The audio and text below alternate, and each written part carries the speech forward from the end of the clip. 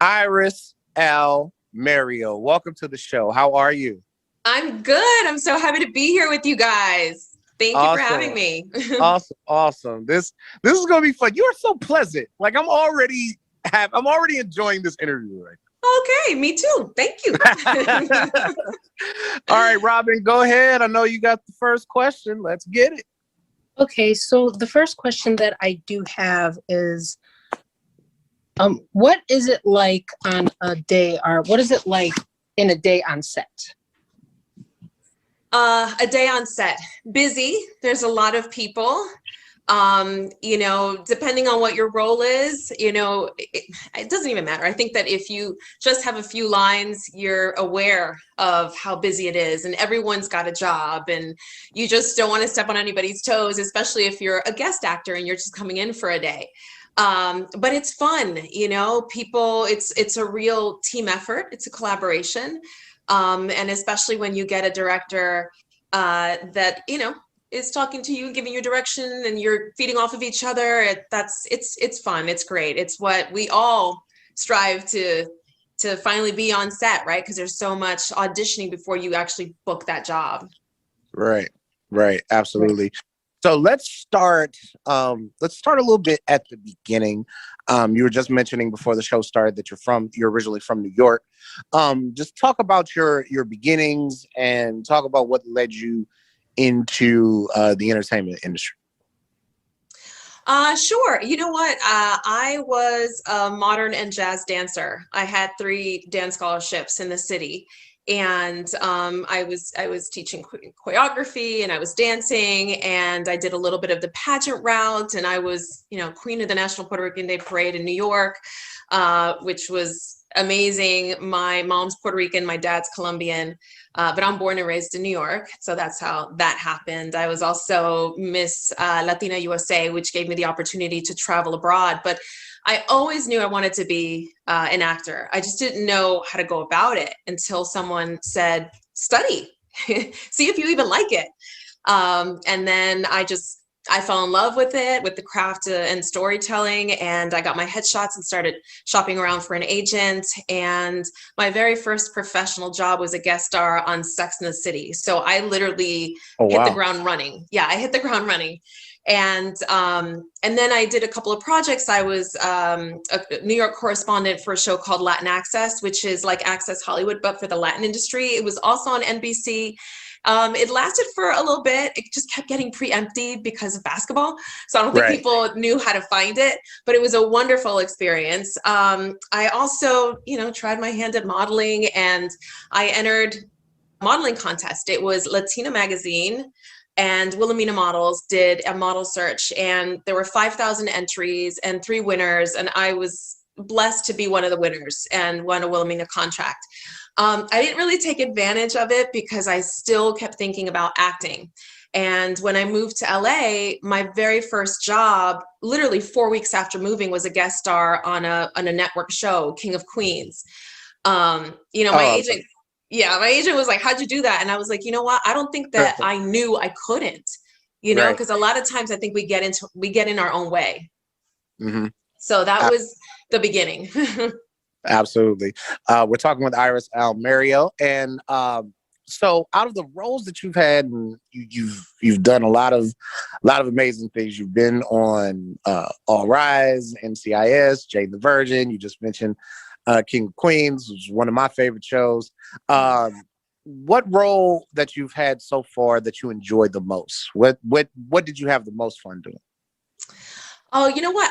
I've been asked this before. It's tough because I've learned and I've grown from each character, and they're all so different.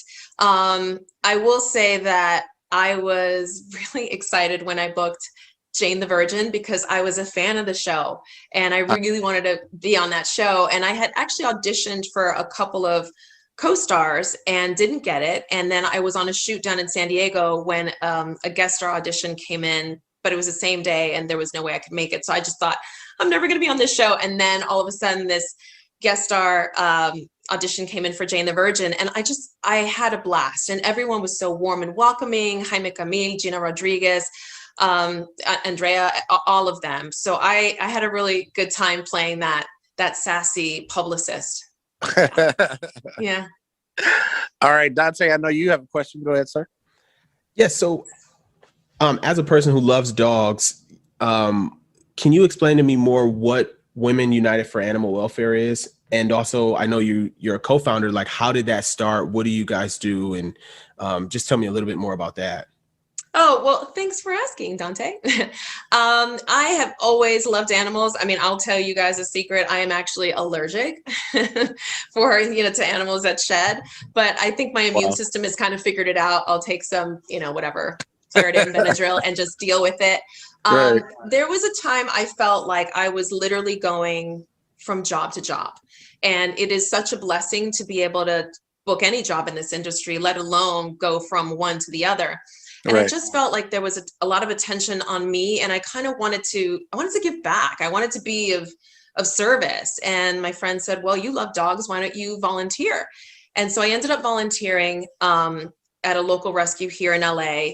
And then, volunteering so much that I ended up getting a job there. And I flew to China and I volunteered at a rescue there. And I flew back with my friend, Valerie Ianello. She's also the president of WUFA. And we brought back 4 dogs. 3 were from the dog meat trade. They were survivors. And, wow. and then my dog, who I ended up adopting, she's special needs. She can't walk. She was a stray. She has rheumatoid arthritis. So that is how I got introduced into dog rescue. Once I left that dog rescue, a few of us, ladies got together, some from the dog rescue world and some from veterinarian care. And we decided to form our nonprofit, Women United for Animal Welfare, WUFA. And I think there's a misunderstanding. We're not a rescue. We don't have a physical space to bring animals. What we do is we have partners worldwide and we help support them in their rescue efforts. And that can look like raising money for them, setting up spay and neuter programs, finding fosters, adopters, that sort of thing. And so we have partners in Puerto Rico, China, Cambodia, Korea, LA. So we keep busy. We have in Turkey, dumpster doggies. They've been great. So yeah, that's what we do. And real quick before we switch gears, if people want to get involved and they want to help your organization, how do they do that? Sure, they can go onto WUFA, WUFAW.org, and on there you'll see what the latest projects are, who our partners are. We're very transparent on, donations. We're a nonprofit, 501c3, so it is tax deductible. We are on social media, Instagram, Facebook, Twitter, so you can check us out there as well. Yeah. All right, you guys make sure that you check out that website and make sure that you help out the organization. All right, Robin, you're up. Yes. So Iris, one of my favorite shows that you were on, Switched at Birth. And I don't know if a lot of people know that one, but that was one of my favorite shows. What was it like on that set? And like, how did you like that one, being on that show? I love that you asked me that. That was such a fun show. I actually played 8 months pregnant. And so they gave me the fake, pregnant belly. So that was interesting to see how that works. It looked real. I mean, real, so much so. I remember actually being on set, and I went to the crafts. I went to crafts. I was hungry. I wanted to eat something. And I was just, putting stuff on my plate. And this guy, one of the guys from set, came over and he's like, oh, you're eating for 2. So yeah. And I was like, oh my God, eating for myself. But no, that was a fun set. I loved working with Constance Marie. I actually ended up doing 2 episodes there. Leah Thompson was my director. So female directors, yay. And I loved her in Back to the Future. So it was a little surreal for me. I kind of like fangirls a little bit. But yeah, another wonderful set, where everyone, when you go on a set that's, a series that's well seasoned, that they've been around for a long time, it's, everyone's just in a really good mood. And it's when you work on a new show where no one knows if you're going to get canceled. Like are you going to have a job next week? Then the vibe can be a little bit different. But yeah, Switch to Birth was awesome. Awesome. We're talking with Iris Almario, and you are, as you mentioned, you're a Latina. You are Colombian and Puerto Rican. Talk about your experience, what your experience has been like as a Latina in the entertainment industry, and just, a woman of color in general. Talk a little bit about your experience. Yeah, that's a great question. And I think that question keeps coming up a little bit more lately because there's more awareness and how important it is that we don't put people of color in one box. It's interesting because commercially, I definitely have worked in the mainstream market and in the Latin market. I sort of go back and forth. And then theatrically, yes and no, but I feel like they want to put me in this Latin box so they know what to do with me. But as an actor, you want to be a chameleon. You want to be able to be challenged and stretch and not be yourself.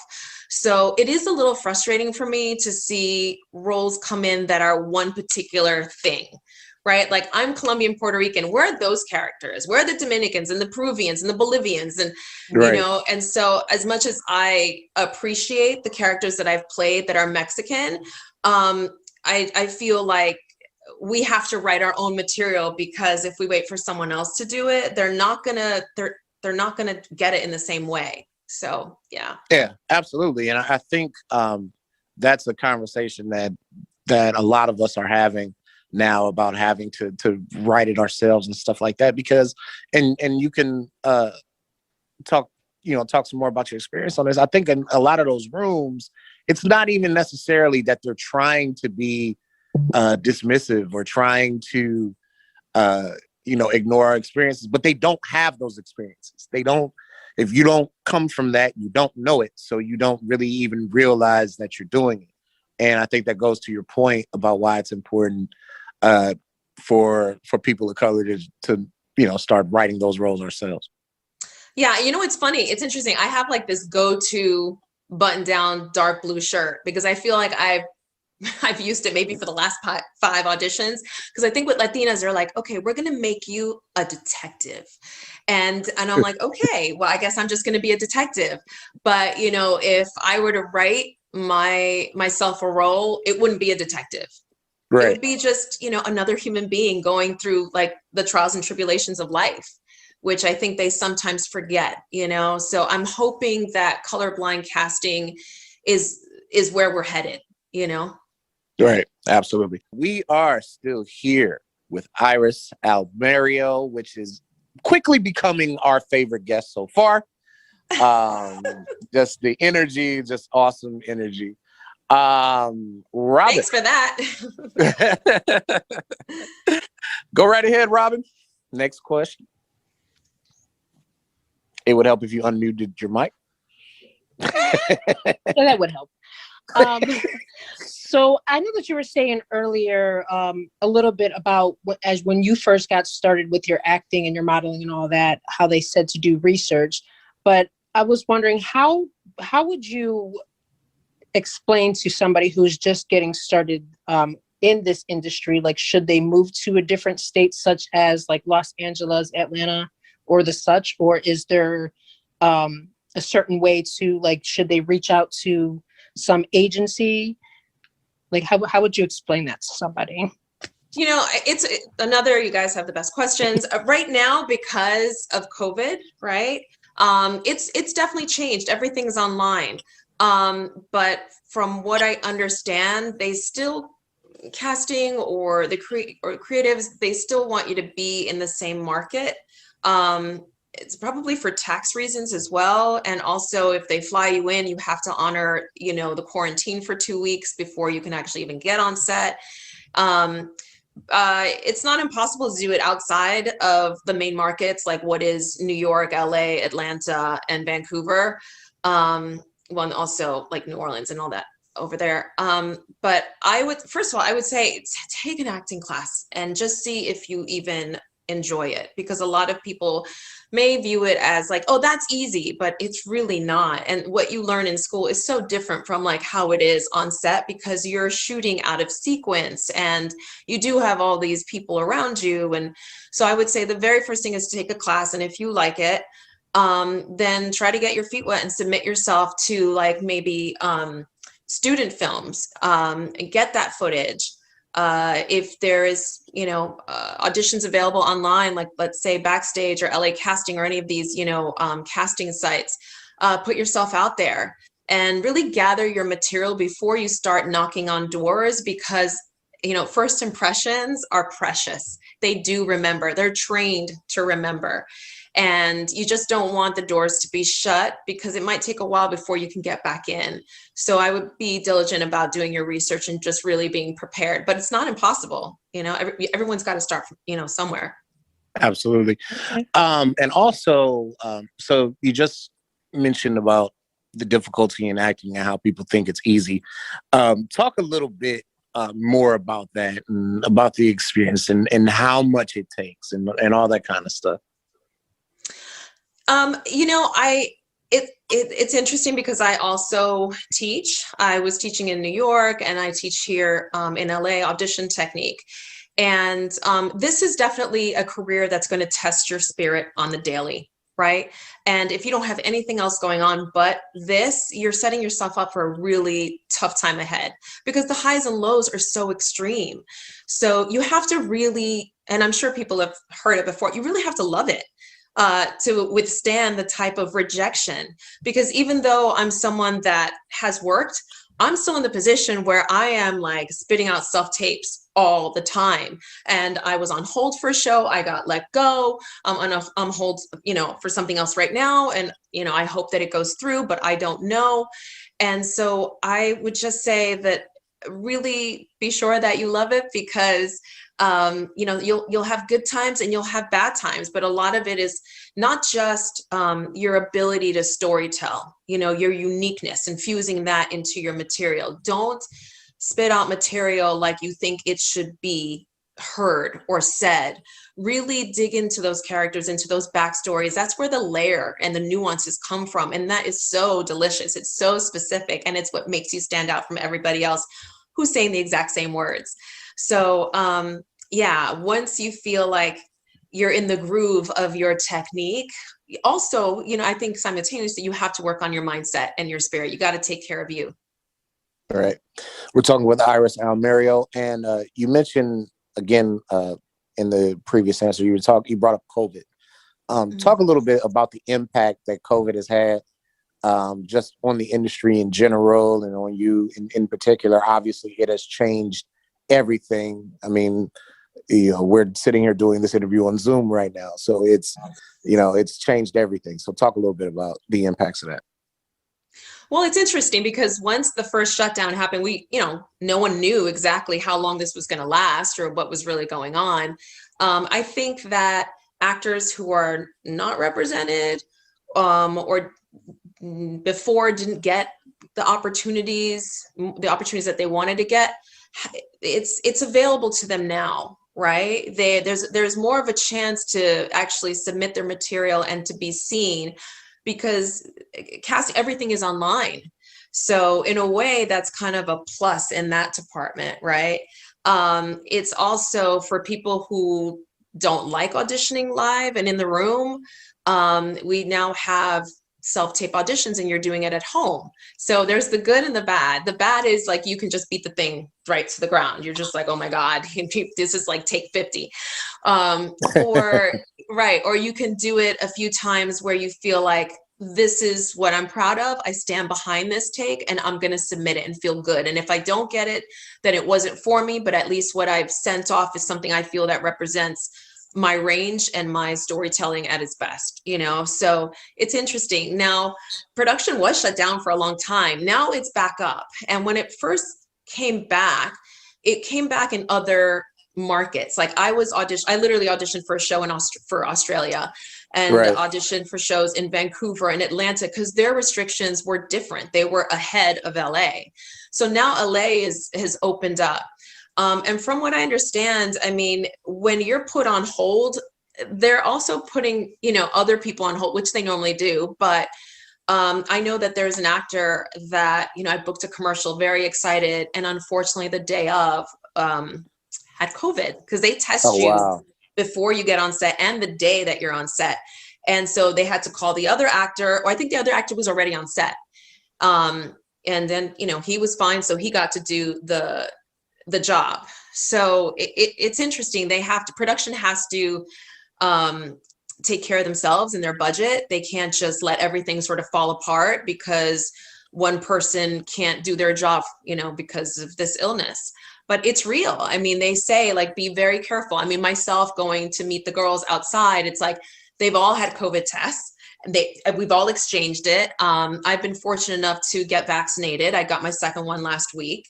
People are like, well, how'd you get it? And I'm like, because my mom is disabled and I'm one of her caretakers. So I lucked out in that way. But even like that, I'm still being cautious because, it's not like I can't get it, of course. Right. So yeah, so the industry, it's really interesting. I don't know how they're going to deal with like intimacy scenes, like hugging or kissing, or I don't know. From what I understood, soap operas were having like actors, real spouses come and do those and just manipulate it and set it up in a way where you can't tell the difference, maybe shoot from far. I don't know. Oh, wow. So yeah. Yeah. And there's also a lot of real family casting. Mm-hmm. Yeah. Mm-hmm. Well, that would make sense, right? Like that would be another way to get around it, is to have real family casting. Right. But if you don't have like a husband or a wife or kids or whatever, you maybe reach out to other actors that you trust and go, okay, let's just submit ourselves as a team, as a family, and then go from there. But yeah, they're really looking for people that are already comfortable with each other and it's safe, preferably quarantining together. Right. Right. Because I know you mentioned, so when you're on set, are you quarantining on set, or like how is that working now? Yes. So now, everybody sort of just mingled with each other, but not now. Now it's like makeup is in one place, wardrobe is in another place, producers are in another place, everyone's separated, because if by chance someone gets sick in that pod, when those are the people that are tested, right? Instead of like not knowing, getting everyone tested and not knowing if everybody has it, or, I guess it's a way to control it, Right. Right. Okay. Dante, go ahead, sir. I know you got a question. So what does preparation for roles look like? Like if you have to do a sad scene, how do you like what's going through your mind to get you to that place? Or I don't know, like a happy scene, like how do you prepare for specific roles, for say specific scenes, and then for specific characters? Okay, that is kind of a loaded question because it takes a lot of work, and that is in your preparation, right? That is in your backstory. That is, when I get a script, I read it flat. I'll read it again, and I'll start taking notes about like whenever my character comes up, or if anybody talks about my character, what are the opinions, and then I dive into my story, right? The character story. The basics will always be the basics and will always work, right? Who am I? Where am I? What do I want? What's getting in my way? Where did I come from? What's the first thing I want? What happens if I don't get it? Where am I going after this? Why is this important? I think sometimes actors get in their head about how to play the scene instead of asking yourself, why? Why am I saying this? Why am I here? And that if you really live in those circumstances, in that story, in that reality for you, you can get there. You can emotionally, you have to really take care of yourself. I remember when I worked on NCIS, I cried. And I remember Mark Harmon, the lead, one of the executive producers, he said, you know what, Iris, we're going to be on this scene for a while. Save it for when the camera is close to you, because it was far. He was like, they're doing a master shot, then they're doing like a median shot, then they're doing a over the shoulder shot, and there's various people in the scene, so they're getting that person's take and that person's take. He goes, you wait. He goes, you keep that for your close-up. And yes, you know what? I mean, there's been, I think, twice where they've offered me, they're like, once I got into set, you know, even before going into makeup, hey, by the way, like, don't feel like if you can't get there, we've got these drops that we put them, it kind of stings your eyes, it makes you cry. I was like, oh, no. I'm not an actress for that. No. Right. I want to, I don't want to rely on that. I want to lean on that, because then I kind of start to get lazy with my preparation, knowing that I've got quote unquote backup, you know? But living in story and honestly being in the practice of being in a class and practicing the craft. I mean, I did a self-tape today, and I did something called numbers, where you jump up and you say, you go 1, 2, 3. And while you're saying that, there's 3 different emotions. The first 10 is happy as you can be, just super big. Then the next 10, you're still jumping up and down, and it's sad. And you're just like, oh, you just let it all out. And then the next one is just mad, and you're just like yelling at the top. I know my neighbors think I'm freaking crazy, or my dog thinks I'm crazy anyway. And I will tell you, like, any stiffness or weirdness is out of my body. Like, I'm present and I'm ready to go. And, you know, I don't know if you guys have heard, but they say, you know, like, you got to train like an athlete. You got to do it every day. And some people like can roll their eyes and go, oh God, give me a break. It's just acting.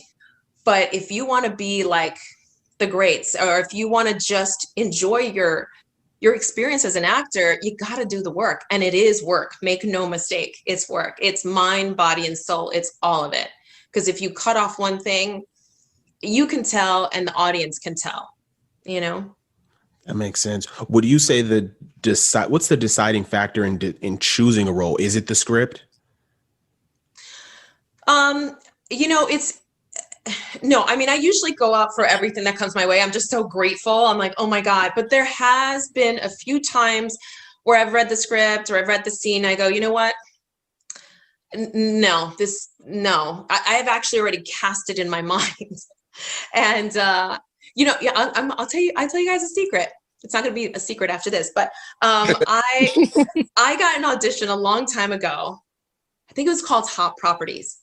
And I was reading the script and I go, this is for Sofia Vergara. This is not, I'm like this, I could not get her out of my head. Mm-hmm. And so, you know, my manager was like, let them decide. Okay. Don't decide for them. I'm like, all right, fine. I auditioned. Guess who got the role? Sofia Vergara. Sofia got it. And I remember going to the live taping and I was so proud of her because she fit it like a glove. I was like, it made sense. Right. So yeah, I don't tend to pass on opportunities, but I have. And yes, you know, the scripts and the character but so far so good. And listen, there's some scripts that are a lot stronger than others. But you work with what you got. You know, you're an actor. It's your job to make it work. Right. Is there a specific or particular role that you haven't played that you would like to one day? I want to be a superhero. Oh, wow. That would be cool. I would love to be a superhero because since I was a dancer for many years, I would love to do a character where, you know, I can use the physicality. I can get into it and, you know, whatever, right. Charlie's Angels, you know, that kind of thing. Yeah, I think that would be really fun. Yeah, that would be awesome. I could see that. I could definitely see that. Okay, cool. Thanks. Put it out there. As we get ready to close, Robin, I know you have another question. Go right ahead. So I know on your Instagram earlier, you did give a little tease to a lot of your followers as far as you have a hosting job and you also have something for a mix with a TV show. Are you able to give any hints as such of what it may be? I'm not, because they have that thing called, you know, NDAs. And I honestly, I feel like a lot of times that I'm auditioning, they're like, here's another NDA. And I'm like, oh, I can't even talk about this on my social media, you know, because people ask me like, hey, what are you working on next? What are you doing? So I can't. But the hosting job, I'm actually shooting 2 days next week, which I'm excited about because it's with some really fun people. So hopefully I'll get the green light to share some behind the scenes. If not, then I'll just have to wait until we're closer to airing. And then the TV show, I'm on hold, but that doesn't mean that I got it, you know? So Right. it's definitely been a process because I auditioned in December, and in the beginning of February, they asked about my availability. And just last week, my agent asked, like, is she still in the mix? And they were like, oh no, she's still in the mix. So I'd rather be in the mix than not. So, so Right. we'll see. So we'll see. Yeah. Perfect. All right. Let everybody know how to follow you on social media, keep up with all the stuff you got going on and all of that.